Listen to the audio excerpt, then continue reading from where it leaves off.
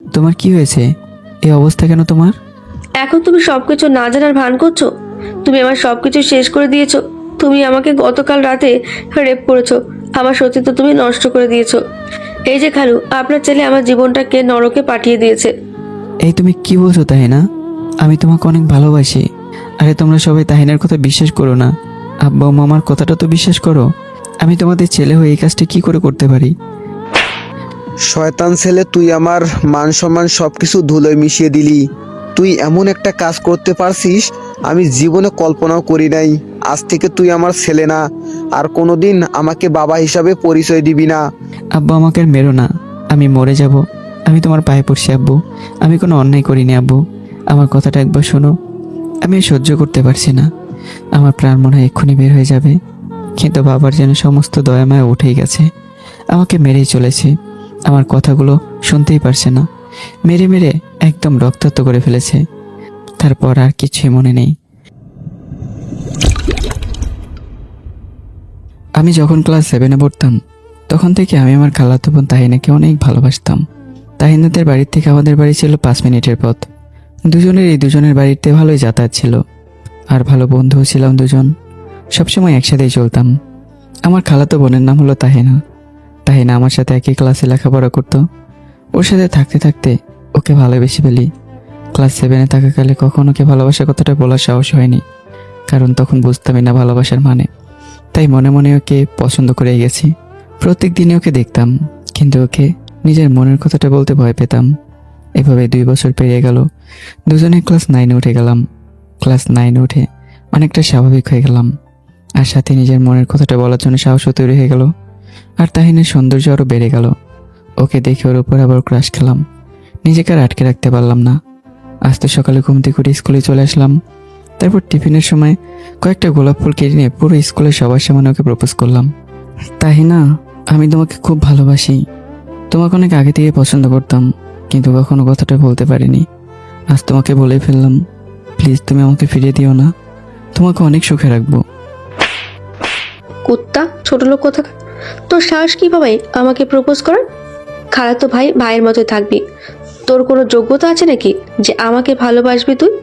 আমি তোকে একটুও ভালোবাসি না। বলের আগে গজগজ করতে করতে চলে গেল। আমি গালে হাত দিয়ে বসে থাকলাম। পুরো স্কুলে সবাই আমার দিকে তাকিয়ে আছে। যাক, সেটাতে আমার কোনো দুঃখ নেই, আমার কোনো রাগও নেই এই জন্য, কারণ আমি ওকে প্রচুর পরিমাণে ভালোবাসি। ও, আমার পরিচয়টাই তো দেওয়া হলো না। আমি হাসিব, বর্তমান ক্লাস 9-এ পড়ি। বাবা মা আছে, আমি ছাড়াও কয়েকটা ভাই বোনও আছে। এবার চলুন গল্পে ফেরা যাক। আমি মাটি থেকে উঠে ক্লাসরুমে গিয়ে ব্যাগটা নিয়ে নিলাম। তারপর বাসার দিকে রওনা দিলাম। তখনই সাকিব, রাকিব ও রানিস আমার কাছে আসলো। আমরা 4 জন বন্ধু। ওরা আমাকে অনেক আটকানোর চেষ্টা করলো, কিন্তু আমি কোনো কথা না শুনে বাসার দিকে চললাম। হঠাৎ করে চোখটা ভিজে গেল, কারণ তাহিনাকে আমি প্রচুর পরিমাণ ভালোবাসতাম, আর এখন অনেক ভালোবাসি। জানি না এটা ভালোবাসা নাকি ভালো লাগা, কিন্তু আমি ওকে ভালোবাসি। আজকে ফিরিয়ে দিয়েছে তো কি হয়েছে? কত আর না করে বসে থাকবে? একদিন ঠিকই আমাকে বুঝবে। চোখের পানি মুছে বাসায় চলে গেলাম। তারপর ফ্রেশ হয়ে রুমের দরজা আটকে শুয়ে পড়লাম। তখনই দরজায় কে যেন টোকা দিল। দরজায় কে আছো? হাসিব, আমি রে বাবা। কণ্ঠ শুনে বুঝে গেলাম আম্মু এসছে। কি হয়েছে মা, বলো। কি রে, তুই স্কুল থেকে এসে কোনো কথাবার্তা বললি না, খাওয়া দাওয়া করলি না, সোজা ঘরে এসে দরজা বন্ধ করে দিলি। কি হয়েছে তোর? আম্মু, আমার কিছুই হয়নি। আমার এমনি ভালো লাগছে না, তাই শুয়ে আছি। আর এখন খেতে ইচ্ছে করছে না, পরে খেয়ে নেবো। আর আমাকে একটু একা থাকতে দাও। আচ্ছা ঠিক আছে, ক্ষুধা লাগলে আমাকে বলিস, ভাত দিয়ে দেব। আম্মু চলে যাওয়ার পরে তাহিনার ঘটনাটা মনে পড়ে গেল, আর চোখগুলো ঝাপসা হয়ে উঠলো। তখন খুব কাঁদলাম, কারণ তাহিনাকে আমি খুব ভালোবাসি, যা বলে বোঝাতে পারবো না। ওর জন্য কয়েকদিন ধরে অপেক্ষায় ছিলাম, কিন্তু অপেক্ষার অবসান করে ওকে পাওয়ার আশা করে আর লাভ হলো না। উল্টো আমার ভালোবাসা ছুঁড়ে ফেলে দিল। কাঁদতে কাঁদতে কখন ঘুমিয়ে গেছি জানি না। হঠাৎ আজানের শব্দে ঘুমটা ভেঙে গেল। তারপর ফ্রেশ হয়ে মাহফুজের কাছে ফোন দিলাম, আর আমাদের আড্ডায় আসতে বললাম। ফোনটা কেটে দিয়ে বাড়ি থেকে বের হয়ে গেলাম। একটু পরে আড্ডায় পৌঁছে যাই। ওখানে আগে থেকে বন্ধুরা বসেছিল। আমি গিয়ে চুপচাপ ওদের সাথে বসে বললাম, হাসিব, আজকে তোর মন খারাপ সেটা আমরা জানি। প্রতিদিন তো আমাদের সাথে মজা করিস, আজ এমন ভাবে চুপ করে বসে থাকলে কেমন করে হবে বল? মুখটা পুরো বাংলার 5-এর মতো করে রেখেছিস। এখন ওই বিষয়ে ভাবা বাদ দে তো, যা হবার হয়ে গেছে। কিন্তু আমি তোকে কিছুদিন মন থেকে সরাতে পারছি না। থাপ্পড় মেরে তো আমার পুরো মান সম্মান ডুবিয়ে দিয়েছে। আমি ওকে খুব ভালোবাসি। আরে ভাই, ভালোবাসা পাওয়াটা অতটা সহজ নাকি? তাহিনা তোকে ভালোবাসে কিনা সেটা জেনেই ওকে প্রপোজ করে বসলে?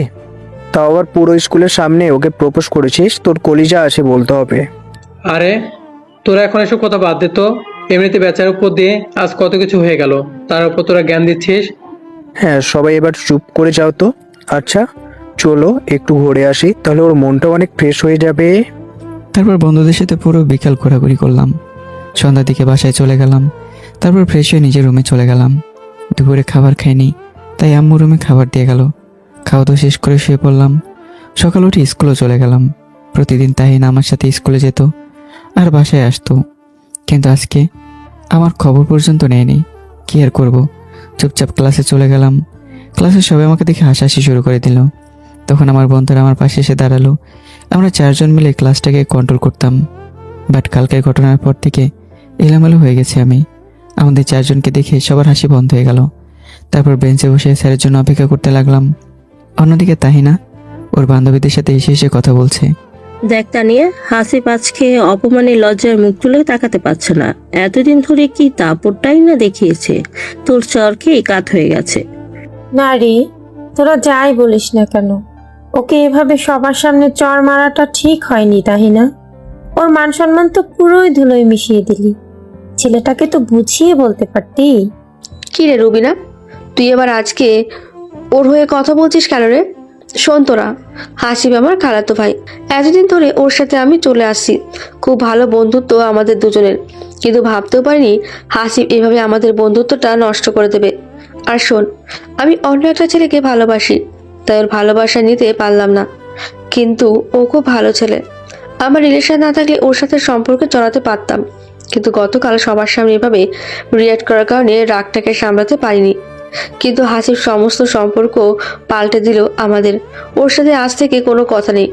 আচ্ছা এখন সোজা হয়ে বস, স্যার চলে আসলে। তারপর স্যার রুমে প্রবেশ করতেই সকলে দাঁড়িয়ে যায়। স্যার হাজিরা খাতাটা টেবিলের উপর রেখে দিয়ে ঘুরে দাঁড়ায়। এই হাসিব, উঠে দাঁড়াও তুমি। স্যারের কথা মতো উঠে দাঁড়ালাম। জি স্যার বলুন।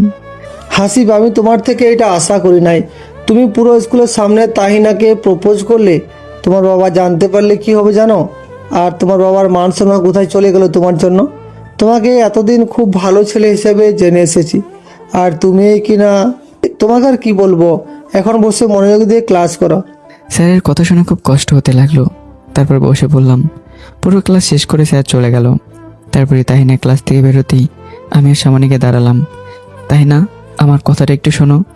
তাহিনা আমাকে দেখে রাগে কটমট করতে থাকলো, যেন চোখ দিয়ে এক্ষুনি আগুন বের হবে। ওই ছোট লোকের বাচ্চা, তোর দেখছি গতকাল থাপ্পড়গুলো খেয়েও লজ্জা হয়নি, আবার আমার পেছনে লেগেছিস। আর যেটুকু মর্যাদা আমার কাছে অবশিষ্ট ছিল সেটাও এই মুহূর্তে হারিয়ে ফেললি। এবার বেশি বাড়াবাড়ি করলে তোর বাবার কাছে গিয়ে সব বলে দেবো। বাবার কথা শুনে যেন কলেজায় পানি শুকিয়ে গেল, কারণ বাবাকে আমি জমের মতো ভয় পাই। একেবারে আমার দুর্বল জায়গায় কথাটা বলেছে। বাবার কাছে বলে দেওয়ার ভয়ে তাহিনা রাস্তা থেকে সরে গেলাম। আজ থেকে তোর সাথে আমার কোনো সম্পর্ক নেই। আমি মাথা নিচু করে দাঁড়িয়ে থাকলাম। বুকের বাঁ পাশটায় অনেক ব্যথা করতে লাগলো। জানি না কেন এই ব্যথাটা হচ্ছে। শুনেছি প্রিয়জন হারিয়ে গেলে বুকে ব্যথা করে। তাহলে কি তাহিনা আমার জীবন থেকে হারিয়ে গেল? না, এটা হতে পারে না। আমি একে বোঝানোর চেষ্টা করব, কিন্তু হঠাৎই লক্ষ্য করলাম চোখ দুটো ভিজে গেছে। নিজের অজান্তেই চোখ থেকে পানি ঝরছে। ছেলেপেলের আমার দিকে তাকিয়ে হাসছে। এসব আর নিতে পারছি না। তখনই কাঁধের উপর কারো স্পর্শ অনুভব করলাম। চোখ খুলে তাকিয়ে দেখি রাকিব, সাকিব আর রানিস দাঁড়িয়ে আছে। দোস্ত, এত পরিমাণ চাপ নিস না, তাহলে তো ভেঙে পড়ে যাবি। আরে তাহিনা আজ তোর ভালোবাসা না বুঝলেও একদিন ঠিকই বুঝে যাবে। দোস্ত, আমি তাহিনাকে নিয়ে তো চিন্তা করছি না। একটু কষ্ট হচ্ছে ঠিকই, কিন্তু তার থেকে বেশি কষ্ট হচ্ছে এই দেখে যে স্কুলটাকে আমরা এতদিন ধরে নিজেদের আয়ত্তে নিয়ে আসছি। সবাই আমাদেরকে দেখে আমাদের উপরে কথা বলার মতো সাহসী পেত না, কিন্তু তাহিনার কাছ থেকে অপমানিত হওয়ার পর স্কুলের ছেলেপেলেরা আমাকে দেখে হাসছে। পাশে তাকিয়ে দেখ, আমাদের দিকে সবাই তাকিয়ে আছে। ইচ্ছে করলে ওদেরকে কন্ট্রোল করতে সময় লাগবে না, কিন্তু এখন আর এসব ভালো লাগছে না। কি বলিস? সবাই তাকিয়ে আছে মানে? আমি পাশে তাকিয়ে দেখি ছেলেপেলেরা ওদের দিকে তাকিয়ে আছে। এ হারামির দল, তোদের আর খেয়ে দিয়ে কাজ নেই? তোর এখানে দাঁড়িয়ে কি সিনেমা দেখতেছিস নাকি? 1 মিনিটের ভিতরে যেন এখানে কাউকে না দেখি। সাকিবের কথা শুনে ছেলেপেলেগুলো ভয় পেয়ে চলে যায়, কারণ সবাই জানে যে আমরা চারজন কোন কিসিমের জিনিস। সবাই আমাদেরকে ভয় পায়। সবাই চলে গেলে চারজন মিলে আবারও ক্লাসে চলে যায়। কিন্তু আমার মনটা কিছুতেই ভালো হচ্ছে না, তাই সবাই মিলে স্কুল থেকে বেরিয়ে ঘুরতে যাই, যদি একটু আমার মনটা ভালো হয়। একটু পর সবাই হোটেলে গিয়ে দুপুরের খাবারটাও খেয়ে নেই। তারপর যে যার মতো বাড়িতে চলে যাই। বাড়ি থেকে ফ্রেশ হয়ে নিলাম, তারপর বিছানায় হেলান দিয়ে বসলাম। মনটা কিছুতেই ভালো হচ্ছে না। তাহিনা তো আজ বলেই দিল যে সমস্ত সম্পর্ক শেষ। তাহলে কি আমার সাথে আর কখনোই কথা বলবে না? না, ওর কাছে কি ওকে আবার বোঝাবো যে আমার ভুল হয়ে গেছে, আমরা ভালো বন্ধু হয়ে থাকবো। তারপর আস্তে আস্তে ওকে মানিয়ে নিয়ে মনের কথাটা বলে দেব, তখন হয়তো আমাকে মেনে নেবে। কিন্তু একটা কথা, মাসের তো তাহিনা আমাদের বাসায় 3 থেকে 4 বার আসে। আমিও সেভাবে ওদের বাসায় যাতায়াত করি। তাহলে আমি ওদের বাসায় যাব না? কী সব ভাবছি। এখন ওদের বাসায় গেলে যদি আর কথা না বলে, তার চেয়ে ভালো হবে তাহিনা আমাদের বাড়িতে আসলে ওর সাথে কথা বলবো। হাসিব, এখনো দরজা আটকে দিয়ে কি করছিস? কারো ডাকে আটকে উঠলাম। দরজার বাইরে থেকে আম্মু ডাকছে। হ্যাঁ, কি হয়েছে আম্মু, ডাকছো কেন? আম্মু ডাকছি কি আর এমনিতে? সেই আজও স্কুল থেকে এসে কোনো কথা বলা নেই, দরজা আটকে দিয়ে বসে আছিস, আবার কিছু খাস নাই। তোর কি হয়েছে বলতো? আম্মু, আমার কিছুই হয়নি, এমনি ভালো লাগছে না। আর আমি বাইরে থেকে সাকিবদের সাথে খেয়ে আসছি। তুমি এখন যাও, আমি একটু ঘুমাবো।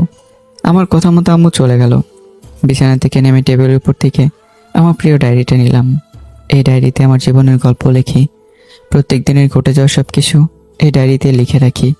তো আজকেও সারাদিনে সব কিছু লিখে ফেললাম ডায়েরিতে। এই ডায়েরিটা পড়লে যে কেউ আমার জীবন সম্পর্কে জানতে পারবে। তারপর ডায়েরিটা লিখে ঘুমিয়ে পড়লাম। এভাবেই সারাটা দিন কেটে যায়। তাহিনা আমাদের বাসায় আসেনি, রাতেও আসলো না। কি আর করার আছে। আমার রাতের খাবার খেয়ে আমি ঘুমিয়ে পড়লাম। পরদিন সকালবেলা ঘুম থেকে উঠে খালার বাসায় চলে গেলাম। তারপর দরজায় নক করে দাঁড়িয়ে থাকলাম। একটু পর খালা এসে দরজা খুলে দিল। কি রে হাসিব, আমাদের কথা কি ভুলে গেছিস নাকি? যেখানে সপ্তাহে 1 থেকে 2 দিন আসিস আমার বাড়িতে, আর কয়দিন চলে গেল, তোর তো কোনো দেখাই পেলাম না। আরে খালা, এমনিতে আসা হয়নি, এখন তো এসেছি তোমার বাড়িতে, আমাকে মন ভরে দেখে নাও। হয়েছে, আর এত ঢং করতে হবে না, ছেলে তো দেখছি বড় হয়ে গেছে। তোমার বাড়িতে আসলাম, আমাকে ঢুকতে পর্যন্ত বললে না? এখানে কি দাঁড় করে রাখবে নাকি? ওগো, আর সূর্য কোন দিক দিয়ে উঠেছে? না, সূর্য তো পূব দিক দিয়েই ওঠে। তো তোর এমন কথা শুনে মনে হচ্ছে সূর্য আজ পশ্চিম দিক থেকে উঠেছে। কোনোদিন তো অনুমতি নিয়ে ঘরে ঢুকিস না, তো আজ তোর কি হলো? কিছুই হয়নি আমার। তারপর খালাকে সরিয়ে দিয়ে ভিতরে চলে গেলাম। নিচে তাহিনাকে না দেখে সোজা উপরে চলে গেলাম। হঠাৎ তাহিনা আমাকে আসা দেখে ঠাস করে দরজা আটকে দিল। আমি ওর আচরণ দেখে হাবলার মতো দাঁড়িয়ে থাকলাম। এটা তাহিনা কি করলো? অন্য সময় আমার সাথে বসে গল্প করতো, কিন্তু এখন আমাকে দেখে রুমে দরজা বন্ধ করে দিল। দরজার সামনে গিয়ে তাহিনাকে অনেক সময় ধরে ডাকলাম, কিন্তু কোনো সাড়া শব্দ পেলাম না। তাই নিরুপায় হয়ে ওখান থেকে চলে আসলাম। খালা দেখি রান্না করতেছে। রান্না করে গিয়ে খালাকে ডাক দিলাম, খালা, আমি চলে যাচ্ছি। কি বললি তুই? এতদিন পর সকালবেলা বাড়িতে এসেছিস, আর এখন বলছিস চলে যাবি? না খেয়ে এক পা এখান থেকে নড়বি না। 5 মিনিটে রান্না হয়ে যাবে, তুই সোফায় গিয়ে বসে টিভি দেখ।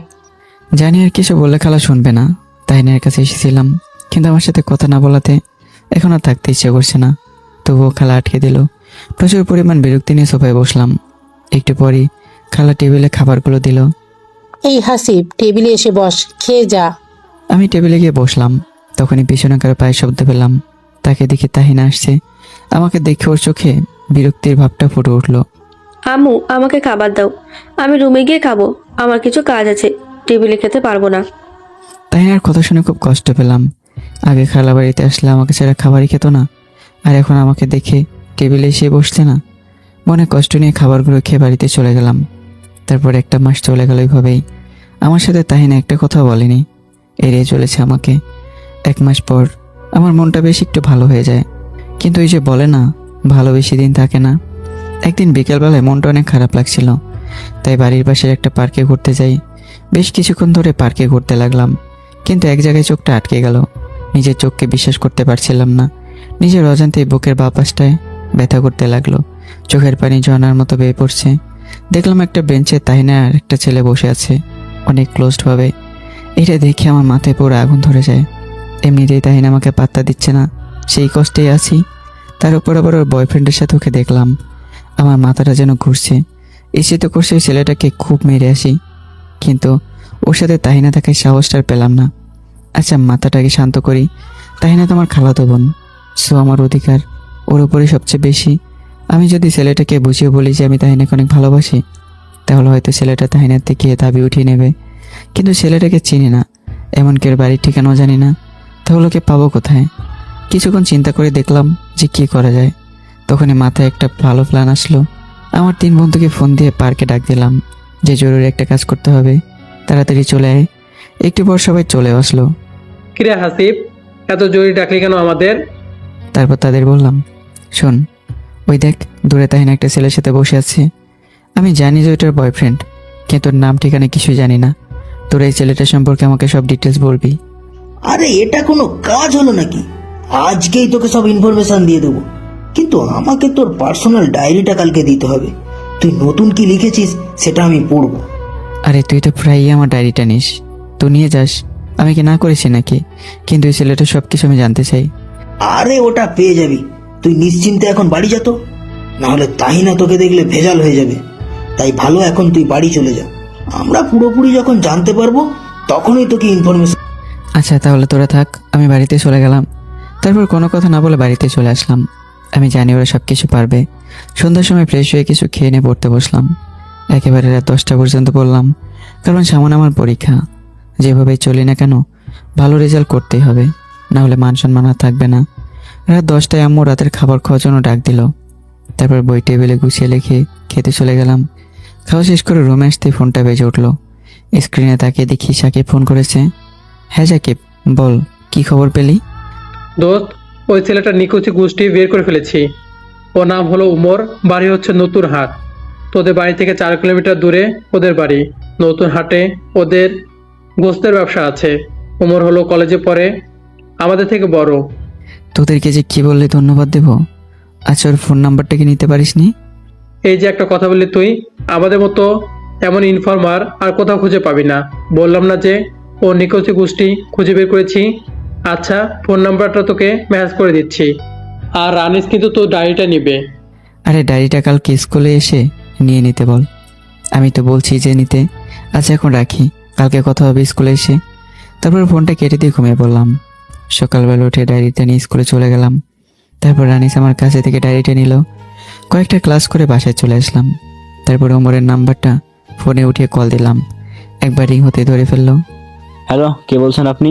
নাম্বার তো আমার ফোনের সেভ করা নাই। হ্যালো, আসসালামু আলাইকুম ভাইয়া, কেমন আছেন আপনি? হ্যাঁ, আমি তো ভালো আছি, বাট আপনি কে? দেখুন ওমর ভাই, আপনি আমার থেকে বড়। আমার নাম হাসিবুল, সবাই হাসিব নামেই ডাকে। আর আমার পরিচয় হচ্ছে, আমি তাহিনার খালাতো ভাই। আর তাহিনার তো আপনার সাথে সম্পর্ক আছে। হ্যাঁ, আমি তাহিনার সাথে প্রেম করি। তো তুমি কি করে জানলে? ভাই আমি জানি তো সেটা, যে আপনি তাহিনার সাথে প্রেম করেন। আর আমি জানলাম কিভাবে? ওটা কোনো বড় বিষয় না, কারণ ওসব খবর জানা আমার পক্ষে কোনো বড় কাজ নয়। আপনার বাড়ি কোথায়, কিসের ব্যবসা আছে, আমি সবই জানি। আচ্ছা শোনেন ভাই, অনেক কথা বলে ফেললাম। আমি যে জন্য আপনাকে ফোন করেছি, তাহিনাকে আমি অনেক ভালোবাসি, সেই ছোটোবেলা থেকেই। তারপর কয়েকদিন আগে ওকে প্রপোজও করি, কিন্তু আমাকে অনেক অপমান করে ফিরিয়ে দেয়। হয়তো সেটা আপনার জন্যই, কারণ আপনারা একে অপরকে ভালোবাসেন। তাই বলছি কি, আপনি যদি কষ্ট করে ওকে ভুলে যেতেন, তাহলে আমার লাইফে আর কোনো সমস্যা থাকতো না। এই ছোট ভাইটার জন্য তো একটুটুকু স্যাক্রিফাইস করতে পারবেন। এ হাসিব, তোমার কি মাথা খারাপ হয়ে গেছে নাকি? আমি তাজিনাকে খুব ভালোবাসি, ওকে ভুলে যাওয়া আমার পক্ষে সম্ভব না। আর কি বললে, তুমি ওকে ভালোবাসো? আরে তাহিনা তো তোমাকে পছন্দই করে না। আচ্ছা ভাইয়া, আপনি খুব লাকি যে তাহিনার মতো একটা মেয়েকে পেয়েছেন। আপনার মতো একজন ভাগ্যবান লোকের সাথে আমি দেখা করতে চাই, প্লিজ এতে না করবেন না। আচ্ছা ঠিক আছে, কালকে বিকালবেলা তাহিনাদের বাসার পাশের পার্কে চলে এসো, সেখানে দুজন দেখা করব। ভাই আপনাকে যে কি বলে ধন্যবাদ দেব সেটা বলে বোঝাতে পারছি না। আচ্ছা ভাইয়া, তাহলে কালকে পার্কে দেখা হবে আমাদের। তারপর কথা শেষ করে রাতে ঘুমিয়ে গেলাম। পরদিন খুশি মন নিয়ে ঘুম থেকে উঠলাম। আজকে অমর ভাইকে অনেক বোঝাবো, যেন তাহিনাকে আমার জীবনে দিয়ে দেয়, না হলে আমি ওকে না পাওয়ার কষ্টে মরেই যাব। পুরোটা দিন অনেক অস্বস্তিতেই কাটলো, কারণ সময় যেন ফুরোচ্ছেই না। অবশেষে বিকেলবেলা পার্কে গিয়ে হাজির হলাম। ওমর ভাই আমাকে চেনে না, তাই দেখলাম একটা বেঞ্চে বসে আছে। তারপর আমি তার কাছে গেলাম। হ্যালো ওমর ভাই, কেমন আছেন আপনি? সরি ভাইয়া, আমি তো তোমাকে চিনতে পারলাম না। আরে ভাইয়া, গতকাল রাতে ওই যে আপনার সাথে কথা বললাম, আমি সেই হাসিব। ও, তোমাকে এবার চিনতে পারলাম। তো তুমি সেই হাসিব যে তাহিনাকে অনেক ভালোবাসো? হ্যাঁ ভাইয়া, আমি ওকে অনেক ভালোবাসি। বলে ওমর ভাইয়ের পায়ে পড়ে গেলাম। ভাই, আপনার পায়ে পড়ি, আপনি আমাকে ফিরিয়ে দিয়েন না। তাই নাকি আমি অনেক ভালোবাসি। প্লিজ আপনি ওর সাথে ব্রেকআপটা করে নিন। আমি ওকে ছাড়া বাঁচবো না। ওকে আমার জীবনের থেকে অনেক বেশি ভালোবাসি। হাসিবকে পা থেকে সারিয়ে নিয়ে, ধরু মিয়া, কি করছো তুমি এসব? তোমার কি মাথা খারাপ হয়ে গেছো নাকি? আমি তাহিনাকে খুব ভালোবাসি আর ভবিষ্যতে ওর সাথে বিয়ে করব। তুমি কই থেকে উড়ে এসে জুড়ে বসেছো? এখন সরো তো এখান থেকে, শুধু শুধু আমার সময়গুলো নষ্ট করলে। আমার প্রচণ্ড পরিমাণে রাগ উঠে গেল। তখনই পার্কে থেকে চলে আসলাম বাড়িতে। বিকেলে বন্ধুদের কাছে সব কিছু খুলে বললাম। আরে হাসিব, এত রাগিস না, তোর বোনকে বুঝিয়ে বল, দেখবি সব ঠিক হয়ে যাবে। আর এই নে তোর না রে, তাহিনা আমার সাথে কথা বলে না, আর ওকে বলে কোনো লাভ নেই। ওই ওমরের ব্যবস্থা আমি নিজেই করব বলে বাড়িতে চলে আসলাম। পরদিন সকালে ঘুম থেকে উঠে ওমরের বাড়িতে চলে গেলাম। দেখি ওমর রেডি হয়ে কলেজে যাচ্ছে, তখন এর পিছু নিলাম। একটা সময় ওকে একা পেয়ে হাত জোর করে পায়ে পড়ে অনেক রিকোয়েস্ট করলাম, কিন্তু কোনোভাবেই তাহিনাকে ছাড়তে রাজি হলো না। প্রচণ্ড রাগ হয়ে গেল তখন। রাগের ছোটোর পেটে একটা ঘুষি দিলাম। ওমর মার খেয়ে কোকড়ে উঠলো আর ব্যথায় কাতরাতে থাকলো। কিরে, তুই তাহিনাকে ছাড়বি না? তোকে তো আজকে মেরে ফেলবো বলে ওকে মারতে শুরু করে দিলাম। আমি রাগের চোটে কতক্ষণ মেরেছি সেটা আমি নিজেও জানি না। হঠাৎ দেখলাম ওমর নড়াচড়া করছে না, নিথর অবস্থায় পড়ে আছে। কি রে, ওর আবার কি হলো? আচ্ছা দেখি তো জ্ঞান আছে কিনা। তারপর ওমরের নাকে হাত দিয়ে দেখি নিঃশ্বাস নিচ্ছে না। ওমরকে মারতে মারতে মেরে ফেলেছি। ওকে আমি মারতে চাইনি, কিন্তু নিজের অজান্তেই মেরে ফেলেছি। এখন লাশটাকে গুম না করলে আমাকে অনেক বিপদে পড়তে হবে। তাই আর বেশি কথা না ভেবে একটা নির্জন জায়গায় গর্ত করে ওকে মাটি চাপা দিয়ে দিলাম। হ্যাঁ, এখন সব কিছু ক্লিয়ার। ও 14 গোষ্ঠী এখন ওকে খুঁজে পাবে না। মামলা দিলেও নিখোঁজ থেকে যাবে আজীবন। সব কাজ শেষ করে বাড়িতে চলে গেলাম। এখন অনেকটা খুশি লাগছে, মাঝে মাঝে মনের অজান্তেই হাসি পাচ্ছিল। সন্ধ্যার দিকে খেয়ে দিয়ে পড়তে বসলাম। আজকে তো দেখছি পড়ালেখায় অনেক মনোযোগ বসেছে। যাই হোক, পড়তে লাগলাম। হঠাৎ টেবিলের উপর নজর পড়লো। আমার ডায়েরিটা শুয়ে রয়েছে সেটা। এখন ওকে একটু জাগাতে হবে। তারপর ডায়েরিটা নিয়ে লিখতে বসলাম। আজকের দিনে যা যা করেছি সব কিছু লিখে ফেললাম, কিন্তু কিছু লেখা বাদ রেখে দিলাম, কারণ আর লিখতে ইচ্ছে করছিল না। ভাবলাম যে ক্লাসে গিয়ে লিখবো, তাই ডায়েরিটা ব্যাগের মধ্যেই রেখে দিলাম। রাতে খাওয়া শেষ করে ঘুমিয়ে পড়লাম। পরদিন সকালে ঘুম থেকে উঠে স্কুলে চলে গেলাম। স্কুলে গিয়ে দেখি আমার 3 বন্ধু আগে থেকে এসে বসে আছে। তারপর ওদের সাথে কিছুক্ষণ আড্ডা দিয়ে ক্লাসে চলে গেলাম। কিছুক্ষণ পর স্যার এসে প্রথমেই আমার পড়া ধরলো, কারণ আমার উপর অনেক রেগে আছে তাহিনের ঘটনাটাকে নিয়ে। কিন্তু আমি খুশি মনে পড়াগুলো দিয়ে দিই। স্যার আমার সঠিক উত্তর শুনে পুরো অবাক হয়ে যায়, কারণ এর আগে আমি কখনো এমনভাবে পড়া বলতে পারিনি। স্যার আমার উপর অনেক খুশি হয়ে যায়। হাসিব, তুমি দেখি পাল্টে গেছো, সবসময় এভাবে লেখাপড়া করবে, এখন তুমি বসতে পারো। স্যারের অনুমতি নিয়ে বসে পড়লাম। তারপর ক্লাসটা শেষ করে বাইরে চলে আসলাম। তারপর একটা জায়গায় বসে ব্যাগ থেকে ডায়েরিটা বের করে লিখতে শুরু করলাম। কিছুক্ষণ পর রানিস আমার কাছে আসে। কিরে রানিস, বাকিরা কোথায়? ওদের বলে কি কাজ আছে, তাই তো চলে গেল, একটু পরে চলে আসবে। আচ্ছা, তুই কি ডায়েরি লিখছিস এখন? হ্যাঁ রে, তুই তো জানিসই যে আমার লাইফের সব কিছু ডায়েরিতে লিখে রাখি। গতকাল রাতে লিখতে বসছিলাম, কিন্তু চোখে ঘুম থাকার কারণে পুরো লিখতে পারিনি, তাই এখন লিখতে বসলাম। দোস্ত, তোর লাইফের সবকিছুই তো আমরা জানি, কিন্তু তবুও তোর ডায়েরিটা পড়লে অনেক ভালো লাগে। তুই অনেক ভালো করে লিখতে পারিস সবকিছু। তাহলে লেখা শেষ হয়ে গেলে আমাকে দিস, আমিও পড়বো কিন্তু। আচ্ছা ঠিক আছে, নিয়ে যাস, কিন্তু এখন তো চুপচাপ করে লিখতে দে। আচ্ছা ঠিক আছে, তুই লিখতে থাক, আমি একটু ওদিকটাতে যাই। রানী চলে যাওয়ার পর আমি আবার লিখতে শুরু করে দিলাম। লিখে শেষ করে ঘড়ির দিকে তাকিয়ে দেখি ক্লাসের সময় হয়ে গেছে। তারপর ডায়েরিটা ব্যাগে ঢুকিয়ে নিয়ে ক্লাসে চলে গেলাম। আমাদের 4 বন্ধুর মধ্যে একটা ব্রেঞ্চ আগে থেকেই বুক করা থাকে। সাকিব, রাকিব আর আনিস দেখি আগে থেকে সেখানে বসে আছে। তারপর আমি ওদের সাথে বসে পড়লাম। তখনই স্যার ঢুকলো। এই যে শোনো, তোমাদের পরীক্ষার কিন্তু আর বেশি দেরি নাই, সো তোমাদেরকে ভালো করে প্রস্তুতি নিতে হবে। আর আজকে তোমার জন্য পরীক্ষা সাজেশন দিয়ে যাব। স্যারের সাজেশনগুলো মন দিয়ে শুনতে লাগলাম আর খাতায় নোট করে ফেললাম। তখনই রানিস আমাকে ধাক্কা দিল। কিরে আসিফ, ডায়েরিটা দিবি না? আমি জানতাম তুই ভুলে যাবি। এখন ডায়েরিটা আমাকে, আমি ওটা আজকেই পড়বো। হ্যাঁ, তোকে কি আমি না করেছি নাকি? এমনি বললেই হয়, এতে আবার ধাক্কা দেওয়ার কি আছে? ব্যাগ থেকে ডায়েরিটা বের করে রানিসকে দিয়ে দিলাম। তারপর ক্লাস শেষ হয়ে গেলে বাড়িতে চলে গেলাম। অন্যদিকে তাহিনা তো পাগল হয়ে যাচ্ছে, কারণ ওর বয়ফ্রেন্ড ওমরের কোনো খোঁজই পাচ্ছে না। যেখানে একবার কল দিতে রিসিভ করে নিত, সেখানে কল করেই যাচ্ছে, কিন্তু নাম্বারটা বিজি দেখাচ্ছে। তাহিনা কি করবে কিছুই ভেবে পাচ্ছে না। ওদিকে ওমরের বাড়ির লোকেরও চিন্তায় শেষ হয়ে যাচ্ছে, কারণ পুরো একটা দিন হয়ে গেল ওমরের কোনো খোঁজ নেই। ওর কলেজের স্যাররা বলেছে গতকাল কলেজে যায়নি। আজকে দুপুর হয়ে গেল, ওমর এখনো বাড়িতে ফেরেনি। ওমরের বাবার গোস্তের ব্যবসায় বেশ ভালো পরিচিতি, তাই সব জায়গা থেকে খোঁজ নিয়ে নিয়েছে, কোথাও বাদ রাখেনি। ওমরের কলেজ, সমস্ত ফ্রেন্ড সার্কেল, ওর আত্মীয় স্বজন যারা আছে, কিন্তু কেউ কোনো খোঁজ দিতে পারেনি। পুরো বাজার তল্লাশি করে ফেলেছে, ওমরকে কোথাও পাওয়া যায়নি। ওমরের পরিবারের সবাই তো চিন্তা একেবারে শেষ হয়ে যাচ্ছে। পরিবারে কান্নায় রোল পড়ে গেছে। সবার থেকে বেশি খারাপ অবস্থা ওমরের মায়ের। তিনি তো বারবার বেহুশ হয়ে যাচ্ছেন, আবার জ্ঞান ফেরানো হচ্ছে। কোনো উপায় না পেয়ে ওমরের বাবা থানায় চলে যান। সেখানে গিয়ে একটা নিখোঁজ হওয়ার মামলা দিয়ে আসে।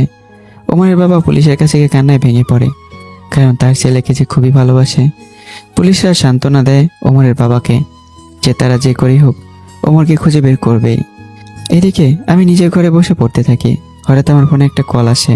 রানিস ফোন করেছে। হ্যাঁ রানিস, বল। কি রে দোস্ত, এইটা করছিস কি তুই? ওমরকে একেবারে মেরেই ফেললি। তুই তো এবার কঠিন মামলাতে ফেঁসে যাবি রে, তোর তো ফাঁসি হবে রে। আরে ফাঁসির কথা বাদ দে তো, ওমরের বডি পর্যন্ত কেউ খুঁজে পাবে না, আর তুই এদিকে আমার ফাঁসি নিয়ে চিন্তায় পড়ে গেছিস। মানে আমি তো কিছুই বুঝলাম না। ওর বডি কেউ পাবে না মানে? তুই তাহলে কি করেছিস ওর সাথে? ওকে আমি মারতে চাইনি প্রথমে, কিন্তু রাগের চোটে মারতে মারতে মেরে ফেলেছি। নিজের অজান্তে ওকে আমি মেরে ফেলেছি, আর ওর লাশটাকে আমি গুম করে দিয়েছি, যাতে কেউ কোনোদিন কিছু জানতে না পারে। ও তাই বল, আমি তো তোর চিন্তায় একদম শেষ হয়ে যাচ্ছিলাম। এবার আরেকটা কথা, ওমরের বাবা কিন্তু আজ পুলিশের কাছে গিয়ে মামলা ঠুকে দিয়েছে। পুলিশও খুঁজতে শুরু করে দিয়েছে। আর তুই খোঁজ নে তাহিনার কি অবস্থা। বেচারি তো একদম শেষ হয়ে যাবে ওমরের চিন্তা করতে করতে। হ্যাঁ, তাহিনের খোঁজ তো আমি নেবই। তার আগে দেখ, পুরো এলাকায় ওমরের নিখোঁজের খবরটা বের হয়ে যাবে। নিউজ পেপারেও দেখবে, এই বিষয়টা চেপে দেবে। দোস্ত, আমি আর কিছু বলবো না, তোর যা ইচ্ছা হয় তুই কর। আমি এখন ফোন রাখছি। আমি রানিসের সাথে কথা বলা শেষ করে খেতে চলে যাই। ওমরের বাবা মামলা দিয়ে দিচ্ছে শুনে হাসি পাচ্ছে। আঙ্কেল গো, তুমি তোমার ছেলেকে কখনো ফিরে পাবে না। খাওয়া শেষ করে ঘুমিয়ে পড়লাম। পরদিন সকালে স্কুলে গিয়ে দেখি তাহিনা মন খারাপ করে এক জায়গায় বসে আছে, কারোর সাথে কোনো কথা বলছে না। মনে মনে হাসছি, দেখ শালার মাইয়া, আমার সাথে কত খারাপ ব্যবহার করেছিলি তুই, এখন কত কষ্ট পেতে হয় দেখ। আমিও কম কষ্ট পাইনি, তুই আমাকে অনেক অপমান করছিলি, কিন্তু তোর উপরে আমি রেগে নেই। ওর দিকে না তাকিয়ে থেকে ক্লাসে চলে গেলাম। রানিস আমার দিকে হা হয়ে তাকিয়ে আছে। আমি তো জানি যে ও এখন আমাকে কি বলবে, তাই ওর মুখটা এখন বন্ধ রাখতে বললাম। ক্লাসগুলো শেষ করে বাসায় চলে গেলাম। এদিকে রানিস আমার ডায়েরিটা পড়ছে। তখনই রানিসের গার্লফ্রেন্ড এসে ওর হাত থেকে ডায়েরিটা নিয়ে নিল। রানিস একটু ভয় পেয়ে গেল। তারপর পিছনে তাকে দেখে ওর গার্লফ্রেন্ড মানসুরা দাঁড়িয়ে আছে। এই, তোমার কি মাথা খারাপ হয়ে গেছে? এভাবে হঠাৎ করে কেউ হাত থেকে কেড়ে নেয়? আমি তো ভয় পেয়ে। সরি ড্যানিশ, আমি বুঝতে পারিনি যে তুমি ভয় পেয়ে যাবে। আর তুমি এত মনোযোগ দিয়ে কি পড়ছো? হ্যাঁ, কখনো এভাবে কিছু পড়ো নাই। ও, ওটা হলো হাসিবের পার্সোনাল ডায়েরি। ওর জীবনের সমস্ত কিছু ওর ভিতরে আছে বলেই জিহ্বায় কামড় দিল। ইস, ভুল করে সবকিছু বলে ফেলেছি। এখন যদি মানসুরা ডায়েরিটা চেয়ে বসে তাহলে তো না করতে পারবো না। মানসুরা হঠাৎ করে ডায়েরিটা চেয়ে বসলো। এই রানিশ, সত্যি বলছে এটা হাসিবের ডায়েরি? আমি না কারো পার্সোনাল ডায়েরি কখনো পড়ে দেখি নাই। এটা তুমি আমাকে দাও, আমি কালকে তোমাকে দিয়ে দিব। এই না মানসুরা, এটা আমি করতে পারবো না। বা হাসিব শুধুমাত্র আমাদের 3 বন্ধুকে এই ডায়েরিটা দেয়, তাছাড়া কাউকে দেওয়ার অনুমতি নেই। আমি এটা করতে পারবো না, প্লিজ ক্ষমা করো আমায়। রানিস, তুমি এতদিন আমার সমস্ত আবদার পূরণ করেছো, আমি যা চেয়েছি তাই দিয়েছো। এখন তুমি আমাকে এই ডায়েরিটা দিবে। আমি তোমার কোনো কথাই শুনবো না। তুমি তো হাসিবের খুব ভালো বন্ধু, তাহলে ও ওকে ম্যানেজ করতে পারবে। মানসুরাকে আর না করতে পারে না, কারণ রানিস মানসুরাকে অনেক ভালোবাসে। আচ্ছা ঠিক আছে মানসুরা, তুমি কিন্তু ডায়েরিটা আমাকে কালকেই ফেরত দিয়ে দেবে। আচ্ছা ঠিক আছে, আমি কালকেই ডায়েরিটা দিয়ে দেবো। এখন চলো একটু গল্প করি। রানিস আর মানসুরা মিলে গল্প করতে থাকে। কিছুক্ষণ পর দুজন নিজেদের বাসায় চলে যায়। মানসুরা রাতের বেলায় খুব আগ্রহ নিয়ে আমার ডায়েরিটা খোলে। ডায়েরিটার উপরে খুব সুন্দর করে সাজানো, দেখলে যে কারো উৎসাহ হবে যে ভেতরে কি আছে। তারপর ডায়েরিটা খুলে পড়তে শুরু করে। আমার হাতের লেখাটা অসম্ভব সুন্দর। মানসুরার প্রথম থেকেই পড়তে অনেক ভালো লাগে। পড়তে পড়তেই ডায়েরির অর্ধেক শেষ করে ফেলে। এদিকে রাতও অনেক হয়ে যায়, চোখে ঘুম ঘুম ভাব চলে আসছে, কিন্তু মানসুরা ডায়েরিটা পড়তেই থাকে। কিছুক্ষণ পর হঠাৎ করে একটা লেখার দিকে তার চোখ আটকে যায়। লেখাটা দেখে চোখের ঘুম চলে যায়। মানসুরা তো নিজের চোখকে বিশ্বাস করতে পারছে না। ডায়েরির একটা জায়গায় আমার লেখা, আজ আমার অনেক বেশি খুশি লাগছে, কারণ ওমরকে মেরে ফেলেছি, কিন্তু আমি এটা ইচ্ছে করে করিনি। ওমরকে মারার কোনো ইচ্ছে আমার ছিল না, কিন্তু রাগের মাথায় মারতে গিয়ে কীভাবে কি হয়ে গেল কিছুই বুঝতে পারিনি। কিন্তু ওমর আমার সাথে খুব খারাপ ব্যবহার করেছিল, তাই ওর উচিত শিক্ষাই হয়েছে। তারপর আর কোনো কথা লেখা নেই। মানসুরের মাথায় যেন কিছুই ঢুকছে না, সব কিছু মাথার উপর দিয়ে যাচ্ছে। এদিকে তাহিনা তো অনেক কষ্ট পাচ্ছে, কারণ সে জীবনে একজনকে ভালোবেসেছিল, আর সেটা হলো ওমর। কিন্তু ওমরই তো এখন নেই। তাহিনা যেন এখন কেমন হয়ে গেছে। বাড়িতে তো ঠিকভাবে থাকে, কিন্তু বাড়ি থেকে চলে আসলে মনমরা হয়ে থাকে সবসময়। কারোর সাথে বেশি কথা বলে না, কিন্তু মানসুরা মনে মনে বলে, না, এই কথাটা তাহিনাকে বলতেই হবে, না হলে তাহিনা আরো বেশি কষ্ট পাবে। কিন্তু সত্যিটা বললে হয়তো তাহিনার অনেক কষ্টই কমে যাবে, আর হাসিবের থেকে প্রতিশোধটা নিতে পারবে। মানসুরা কিছুতেই ভাবতে পারছে না যে আমি এমন একটা খারাপ কাজ কি করে করতে পারলাম। এটা ভাবতেই তো আমার প্রতি মানসুরার ঘৃণা হচ্ছে। তারপর মানসুরা রাতটা কোনো মতে কাটিয়ে দেয়। এই তাহিম, না তুই কোন জায়গায়? আজকে তাড়াতাড়ি স্কুলে আসবি, খুব দরকারি কথা বলবো তোকে। আমি আর না বলে থাকতে পারছি না। আর কি দরকারি কথা বলতে পারি? সবাই তো আমাদের জীবন থেকে চলে গেল। যাকে নিজের চেয়েও বেশি ভালোবাসতাম সেও আমার হতে পারলো না, আমিও তার হতে পারলাম না। ওকে ভুলে থাকাটাই যে এখন আমার জন্য অনেক বড় কষ্টের কাজ হয়ে দাঁড়িয়েছে। আর হ্যাঁ, আমি এখন স্কুলে রওনা দিচ্ছি, তুই চলে আয়, তারপর কথা হবে। এদিকে তাহিনা ফোনটা কেটে দিয়ে স্কুলের দিকে রওনা দেয়। আর মনে মনে ভাবতে থাকে, মানসুরা কখনো আমাকে ফোন করেনি, তাহলে কি সত্যি কোনো গুরুত্বপূর্ণ কথা আছে আমার সাথে? আচ্ছা, কলেজে গিয়ে বিষয়টা জানতে পারা যাবে। তাহিনা একটু পরে কলেজে পৌঁছে যায়। তখন দেখে মানসুরা আগে থেকে এসে বসে আছে। কিরে মানচুরা, এত জরুরি তলব কেন রে? কখনো তো এমন করে ডাকিসনি, আজ মনে হচ্ছে অনেক কিছু বলবি আমাকে। হ্যাঁ রে তাহিনা, তোকে আজকে অনেক বড় একটা কথা বলার জন্যই তোকে ডেকেছি, যা শুনলে তুই নিজের কানকে বিশ্বাস করতে পারবি না। আমি নিজেই তো বিশ্বাস করতে পারছি না, কিন্তু খুব কষ্ট করে বিশ্বাস করতে হচ্ছে। আচ্ছা ঠিক আছে, বলতো যে ঘটনাটা কি, যার জন্য এমন করে বলছিস যে আমি বিশ্বাসই করতে পারবো না। শোন তাহিনা, গতকাল আমি হাসিবের পার্সোনাল ডায়েরি পড়েছিলাম, যেটা রানিসের কাছ থেকে এক রাতের জন্য নিয়েছিলাম। সেখানে ওর ডায়েরিটা পড়তে পড়তে এক জায়গায় চোখ আটকে গেল। হাসিব ডায়েরিতে ওমরের খুনের বিষয় লিখেছে, আর সেখানে লেখা যে হাসিব নিজেই এই খুনটা করেছে। এই মানচুরা, তোর কি মাথা খারাপ হয়ে গেল নাকি? কি বলিস তুই এসব? হাসিব এমন কোনো খারাপ ছেলে নয় যে খুন করে ফেলবে। আমি হাসিবকে সে ছোটবেলা থেকেই চিনি। হাসিব আমাকে প্রপোজ করেছিল, সেটা না হয় ও ভুল করে করেছে, কিন্তু খুনের মতো এমন জঘন্য কাজ হাসিব করতে পারে না। এটা আমি বিশ্বাস করতে পারলাম না। আমি তো তোকে আগেই বলেছিলাম যে তুই এই কথাটা বিশ্বাস করতে পারবি না। আরে, আমি তো তোকে আগেই বলেছিলাম যে তুই এই কথাটা বিশ্বাস করতে পারবি না। আরে ভাই, আমিও প্রথম কথাটা বিশ্বাস করতে পারি নাই, কিন্তু ডায়েরিতে যা লেখা আছে সেটা তো আর অবিশ্বাস করতে পারি নাই আমি। হাসিবের লেখা আমি খুব ভালো করেই চিনি। আরে ভাই, বিশ্বাস তো আমিও করতে পারছি না, কিন্তু লেখাটা দেখলেই বিশ্বাস না করেও পারা যাচ্ছে না। আচ্ছা তাহিনা, তুই তো বিশ্বাস করছিস না, তাহলে আমি ওই ডায়েরিটা তোকে দেখাবো, তারপর তুই বিশ্বাস না করে পারবি না। আচ্ছা ঠিক আছে, তুই আমাকে ডায়েরিটা কবে দেখাবি তাই বল। আজকে রানিসের কাছে ডায়েরিটা দিয়ে দিতে হবে, তোকে আমি পরশুদিন ডায়েরি দেখাবো। আচ্ছা, এখন ক্লাসে চল, সময় হয়ে গেছে। কি হলো মনসুরা, তোমার কি ডায়েরিটা পড়া হয়ে গেছে? হ্যাঁ, কিছু পড়ছি, অনেক ভালো লাগলো ডায়েরিটা পড়ে। আমি তো আবার পরশুদিন ডায়েরিটা নিয়ে পড়বো। তুমি পড়া শেষ করে আমাকে আবার দিবে। কিছু না বলে শুধু মাথা নাড়িয়ে হ্যাঁ বলে। তারপর দুজন মিলে ক্লাসে চলে যায়। বিকেলবেলায় মানসুরা রানিসের কাছে ডায়েরিটা দিয়ে দেয়। এভাবেই দেখতে দেখতে কেটে যায় 2 দিন। রানিস আর মানসুরা আবারও বিকেলবেলায় এক জায়গায় বসে গল্প করে। রানিস আজকে মানসুরাকে দেওয়ার জন্য ডায়েরিটা নিয়ে আসছে। আমাকে বলেছে যে আরও 2 দিন লাগবে। রানিস মানসুরাকে ডায়েরিটা দিয়ে দেয়। মানসুরা মনে মনে অনেক খুশি হয়। রানিস তো আর জানে না যে মানসুরা সব কিছু জেনে গেছে। আমার বিপদটাকে রানিস নিজ হাতে মানসুরের হাতে দিয়ে দিল। মানসুরা ডায়েরিটা নিয়ে বাসায় চলে যায়। তারপর তাহিনাকে আবারও ফোন করে। হ্যালো তাহিনা, তোর জন্য ভালো খবর আছে। আমি রানিসের কাছ থেকে ডায়েরিটা নিয়ে আনছি। তোকে কালকে এই লেখাটা দেখাবো, তখন তুই আর বিশ্বাস না করে থাকতে পারবি না। আচ্ছা ঠিক আছে, কালকে তুই ডায়েরিটা নিয়ে আসবি। আমি না দেখে কিছুতেই বিশ্বাস করতে পারবো না। পরদিন সকালবেলা মানসুরা কলেজে গিয়ে তাহিনাকে ডায়েরিটা দেখায়। পুরো লেখাটুকু পড়া শেষ করে তাহিনার তো পায়ের নিচ থেকে যেন মাটি সরে যায়। তাহিনা তো নিজের চোখকে বিশ্বাস করতে পারছে না।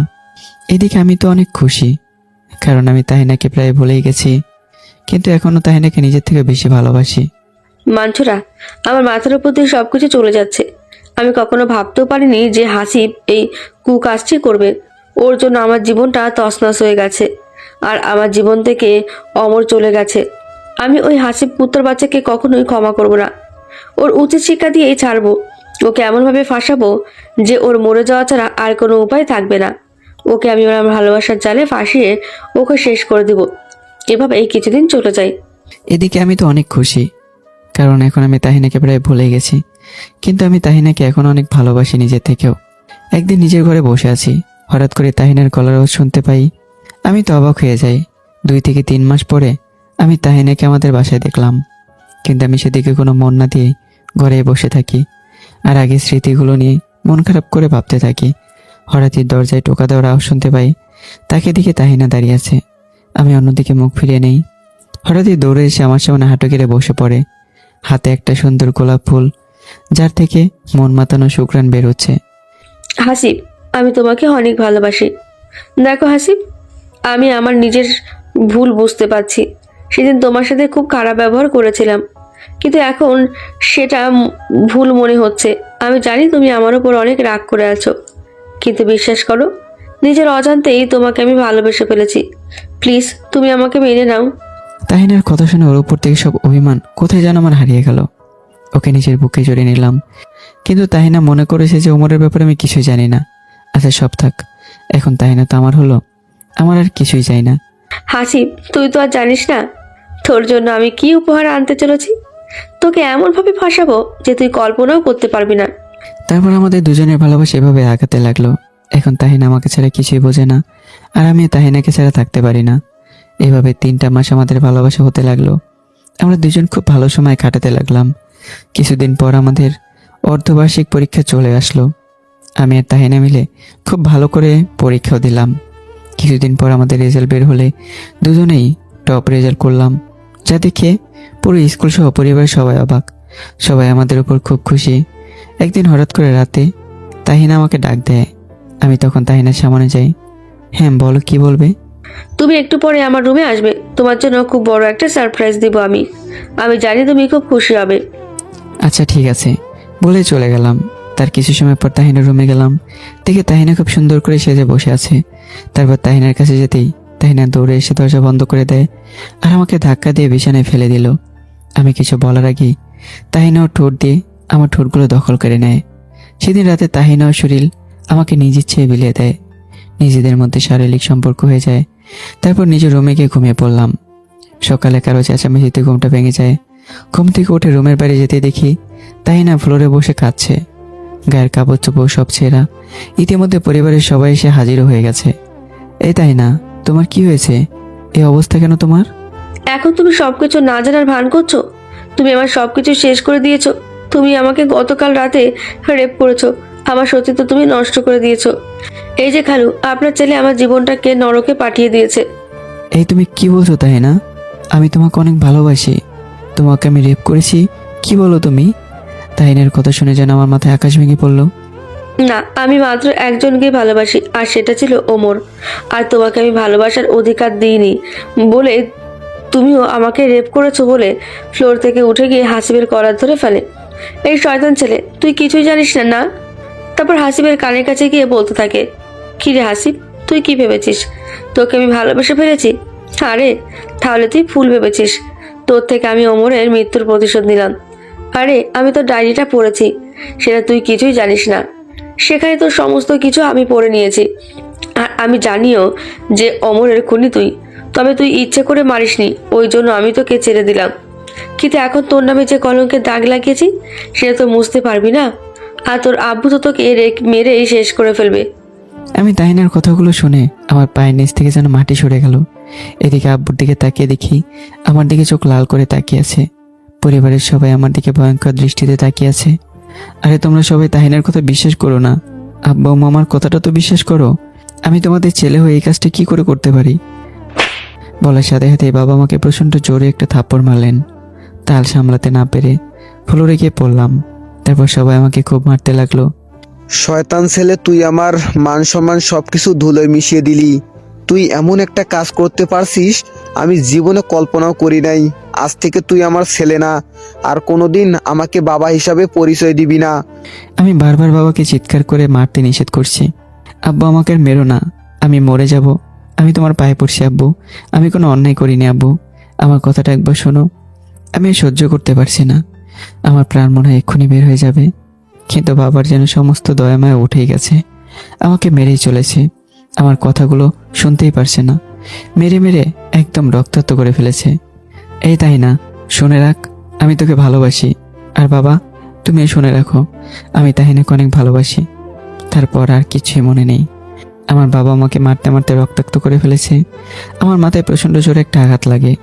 আমি সহ্য করতে না পেরে জ্ঞান হারিয়ে ফেলি। আমার আম্মু এতক্ষণ কিছু বলার মতো সাহস পায়নি। আমার এই অবস্থা দেখে আমার আম্মু দৌড়ে আমার বাবাকে জাপটে ধরে। হাসিবের আব্বু, এই তুমি কি পাগল হয়ে গেলে নাকি? ছেলেটা সহ্য করতে না পেরে জ্ঞান হারিয়ে ফেলেছে, তার উপর তুমি ওকে মেরে চলেছ। তোমার ভিতরে কি কোনো দয়া মায়া কাজ করছে না? তুমি কি এতটা পাষাণ হৃদয়ের হয়ে গেলে নাকি? তুমি তো আমার ছেলেটাকে রক্তাক্ত করে ফেলেছ, এরপরে আরো মারলে তো হাসিব মারা যাবে। হ্যাঁ, মারা যাক, সেটাতে আমার কোনো আপত্তি নাই, কিন্তু ওর মতো কুলাঙ্গার ছেলেকে আমি আমার ঘরে রাখতে পারবো না। ওর বেঁচে থাকার কোনো অধিকার নাই। ওকে তো আজ আমি মেরেই ফেলবো। কিন্তু আম্মুকে আটকে ফেলে। তারপর জোর করে দৌড়ে নিয়ে চলে যায়। একে একে সবাই আমার কাছ থেকে চলে যায়। আমি এদিকে অজ্ঞান হয়ে আমার নিথর দেহ পড়ে আছে। তখনই আমার ছোট বোন এসে আমার কাছে বসে কাঁদতে শুরু করে। ভাইয়া, আমি তোকে কিছুই হতে দেব না। তুই যে আমার কলিজার টুকরো রে, তোকে ছাড়া আমি কিভাবে থাকবো? তারপর উঠে গিয়ে হাসিবের ঘর থেকে ফোনটা নিয়ে সাকিব আর রনিসকে ফোন করে। হ্যালো ভাইয়া, তোমরা তাড়াতাড়ি আমাদের বাসায় এসো। হাসিব ভাইয়াকে বাবা খুব মারছে, এখন অজ্ঞান হয়ে ফ্লোরে পড়ে আছে। তারপর সবকিছু খুলে বলে কান্না করে দিল। এই আপু, তুই কান্না করিস না, তোর কোনো চিন্তা নাই, হাসিবের কিছু হতে দিব না আমি। আমরা এখনই আসতেছি। তারপর কিছুক্ষণের মধ্যেই সাকিব আর রানিস চলে আসে।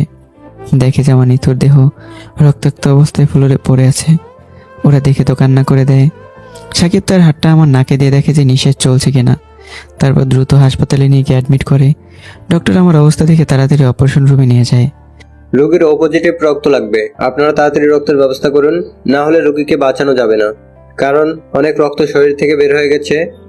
ডাক্তার, আপনি রক্ত নিয়ে একদম চিন্তা করবেন না, আমাদের 3 বন্ধু রক্তের গ্রুপ একই। আপনি আমাদের থেকে রক্ত নিয়ে নিন, কিন্তু আমাদের বন্ধুকে বাঁচিয়ে দিন প্লিজ। আপনারা কোনো চিন্তা করবেন না, এখন তাড়াতাড়ি ব্লাড ডোনেশন রুমে চলুন, আপনাদের থেকে রক্ত নিতে হবে। তারপর দুজন মিলে রক্ত দিয়ে আসে। তখনই আমার অপারেশন শুরু হয়। এদিকে সাকিব আর রানিস বাইরে বসে আছে। দুজনেই কেঁদেই চলেছে আর আল্লাহর কাছে একটাই দোয়া করছে, যেন তাদের বন্ধুকে হায়াত দান করে আল্লাহ। কেউ কাউকে সান্ত্বনা দিতেই পারছে না, কারণ সবাই আমাকে খুব ভালোবাসতো। একে অপরকে ছাড়া কেউই থাকতে পারতাম না। আর আজ আমি অপারেশন রুমে মৃত্যুর সাথে পাঞ্জা লড়ছি। অনেক সময় অপারেশন হওয়ার পর ডক্টর অপারেশন রুম থেকে বের হয়ে আসে। তখনই সাকিব আর রানিস দৌড়ে যায়। ডাক্তার সাহেব, আমাদের বন্ধুর কি অবস্থা তাই বলুন। ওকে আপনারা বাঁচাতে পেরেছেন তো? আপনাদের যত টাকা লাগে আমরা দিব, শুধু আমাদের বন্ধুকে বাঁচিয়ে নিন প্লিজ। আরে তোমাদের ভয়ের কোনো কারণ না, তোমরা কোনো চিন্তা করো না, তোমাদের বন্ধু বিপদ কেটে গেছে, সে এখন বিপদ সীমার বাইরে। তোমরা আজ ওর জন্য যা করলে কোনো বন্ধুই আজকাল এমন ভাবে করে না। সত্যি তোমাদের মতো বন্ধু পাওয়া ভাগ্যের ব্যাপার। ওর জ্ঞান ফিরলেই তোমরা দেখা করতে পারো। সাকিব আর রানিস বাইরে বসে অপেক্ষা করে। তারা এখন চিন্তামুক্ত, কারণ ডক্টর তাদেরকে আশ্বাস দিয়ে গেছে। টানা 3 ঘন্টা পর আমার জ্ঞান ফিরে। একজন নার্স এসে সাকিবদের খবরটা দিয়ে যায়। তারপর ওরা দুজন মিলে কেবিনে ঢুকে দেখে আমি শুয়ে আছি। রানিস কাছে এসে আমাকে নাম ধরে ডাক দেয়। আমি রানিসের কণ্ঠ শুনে চোখ মেলে তাকাই। আর কোনো কথা না বলে কান্না করে দেই। দোস্ত, তোরা আমার জন্য এই কয়দিন যা করেছিস সেটা আমি কোনোদিনই শোধ করতে পারবো না। আমি যে কী বলে তোদেরকে ধন্যবাদ জানাবো, আমার সেই ধন্যবাদ জানানোর ভাষাই নেই। এ হাসিব, ধন্যবাদ দেওয়ার কথা আর একবার মুখে আনলে খুন করে ফেলবো। আর আমরা তোকে ছাড়া কিভাবে থাকতাম বল? তুই যে আমাদের কলেজের বন্ধুরে, তোকে হারিয়ে ফেললে কাকে নিয়ে বেঁচে থাকতাম? সমস্ত সুখ দুঃখের সাথী তুই আমাদের জন্য কত কিছু না করেছিস, আর আমরা তো সামান্য কিছু করতে পারলাম। তোর বোন আমাদেরকে ফোন করে সবকিছু বলেছে, তারপর আমরা আসছি। আচ্ছা এখন বলতো তোর এই অবস্থা কেমন করে হলো? আমি ঘটনাটা বলতে গিয়ে কেঁদে দিই। তারপর সমস্ত ঘটনা ওদেরকে খুলে বলি। জানিস সাকিব, আমাদের পরিবারে কেউ আমাকে বিশ্বাস করলো না, আমাকে সবাই অপরাধী ভাবলো। আর তাহিনা তো এসব করেছে প্রতিশোধ নেওয়ার জন্য। কিভাবে যে আমার ডায়েরিটা ওর কাছে গেল সেটা আমি জানি না, কিন্তু আমার একটাই দুঃখ যে আমার বাবা মা আমার কথা বিশ্বাস করতে পারলো না। আমি নাকি তাহিনাকে রেপ করেছি, আমাকে আমার বাবা জালেমের মতো মেরে ফেলে রাখলো। আমার জন্য একটুও দয়াময় হলো না। আমি তো মরেই যেতাম যদি তোরা আমাকে এখানে না নিয়ে আসতি। এখন এসব কথা বলিস না, তুই বিশ্রাম কর, তোর জন্য খাবার নিয়ে আসছি। এভাবে আরো 7 দিন হসপিটালে থাকলাম। শরীরটা একটু সুস্থ হলো। আমি তোর কাছে বলে প্রতিজ্ঞা করলাম যে আমি আর ওই বাড়িতে ফিরে যাব না। তোরা আমার জন্য মুম্বাই ট্রেনের টিকিট কেটে দে, আমি এখান থেকে চলে যাব। আরে হাসিব, কিন্তু তুই তো এখনো সুস্থ হোস নাই, কিভাবে যাবি মুম্বাই? সুস্থ হয়ে যা। না রে, আমার চলে যেতেই হবে। তোরা আজকে আমার জন্য টিকিট এনে দিস, আমি কালকে রওনা দেব। তারপর ওরা দুজন আমার জন্য মুম্বাইয়ের টিকিট কিনে নিয়ে আসে। আমি শরীরের ব্যান্ডেজ নিয়ে মুম্বাইয়ের দিকে পা বাড়াই। ট্রেনে উঠে বসলাম। নতুন একটা জায়গায় যাচ্ছি, সেখানে আমাকে কেউ চেনে না। 17 ঘন্টা একটানা ট্রেন চলার পর অবশেষে মুম্বাই গিয়ে ট্রেন হাজির হয়। ট্রেন থেকে নেমে রাস্তায় দাঁড়ালাম। কোনো কিছু চিনি না। 2 দিন পাগলের মতো ঘুরলাম রাস্তায়। পকেটে যে সামান্য টাকা ছিল সেটা দিয়ে কোনো মতো 2 দিন কেটে গেল। হাতে কোনো টাকাও নেই, থাকার জায়গাও নেই, প্রায় পাগল হয়ে গেছি।